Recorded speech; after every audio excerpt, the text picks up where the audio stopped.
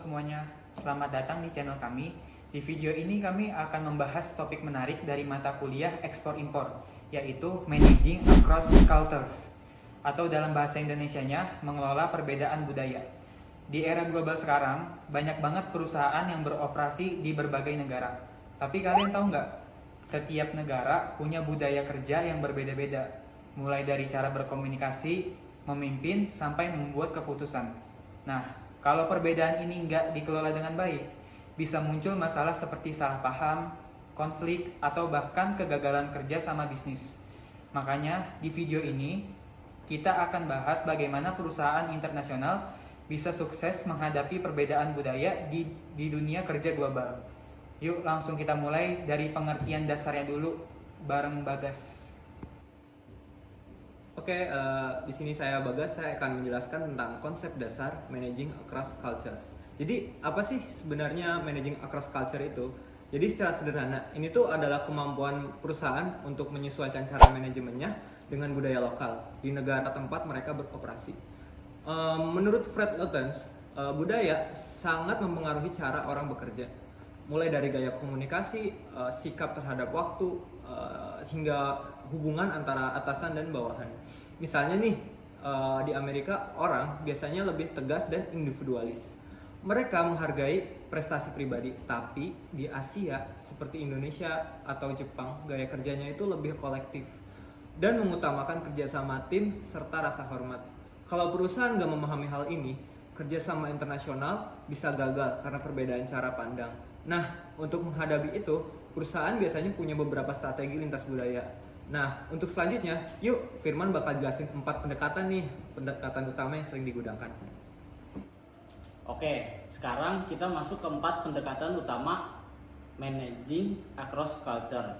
Yang pertama, ada ethnocentric approach, yaitu ketika perusahaan pusat merasa cara mereka tuh paling benar. Jadi semua keputusan diambil sesuai budaya negara asalnya.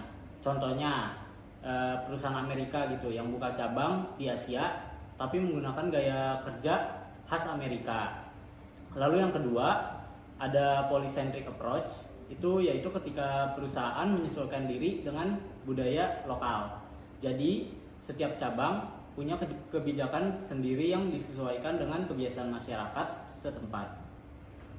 Ketiga ada regiocentric approach, yaitu strategi dibuat berdasarkan wilayah tertentu. Misalnya satu kebijakan untuk Asia Tenggara atau Eropa. Dan yang terakhir ada geocentric approach, ini yang paling global.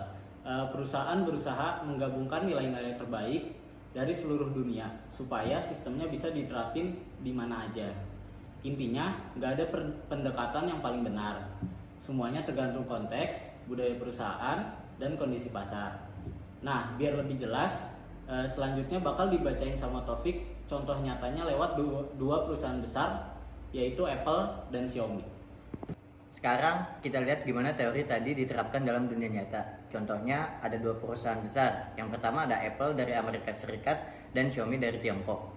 Apple punya budaya kerja yang sangat individualis dan kompetitif. Karyawan didorong untuk berinovasi sendiri dan berani tampil beda. Steve Jobs sendiri dikenal dengan sangat menekankan excellence. Semua orang di Apple dituntut untuk memberikan yang terbaik. Sementara Xiaomi punya budaya yang lebih kolektif dan terbuka.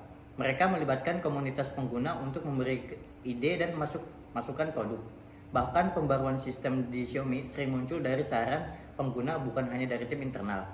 2 gaya yang berbeda tapi sama-sama sukses. Ini menunjukkan bahwa tidak ada satu cara manajemen yang cocok untuk semua budaya. Tapi perusahaan yang sukses adalah yang bisa beradaptasi dengan lingkungan budayanya. Nah, sekarang Fadli akan bantu kita menyimpulkan pelajaran penting dari semua pembahasan tadi. Dari pembahasan tadi, kita bisa simpulkan bahwa managing across culture itu bukan cuma soal bisnis, tapi juga soal bagaimana memahami manusia di balik bisnis itu sendiri. Ada 3 hal penting yang harus dimiliki manajer lintas budaya. Yang pertama itu ada culture awareness, sadar bahwa setiap budaya itu unik, adaptability, mampu menyesuaikan gaya kerja dengan lingkungan, open-mindedness, terbuka untuk belajar dan menghargai perbedaan. Contoh dari Apple dan Xiaomi menunjukkan bahwa baik pendekatan individual maupun kolektif bisa berhasil selama diterapkan dengan menghormati nilai budaya masing-masing. Jadi Sebagai calon manajer, masa depan kita harus belajar berpikir global tapi tetap menghargai budaya lokal. Sekian dari kelompok kami. Bila ada kata-kata yang kurang berkenan, kami semua mohon maaf. Jangan lupa tonton Dan like dan komen.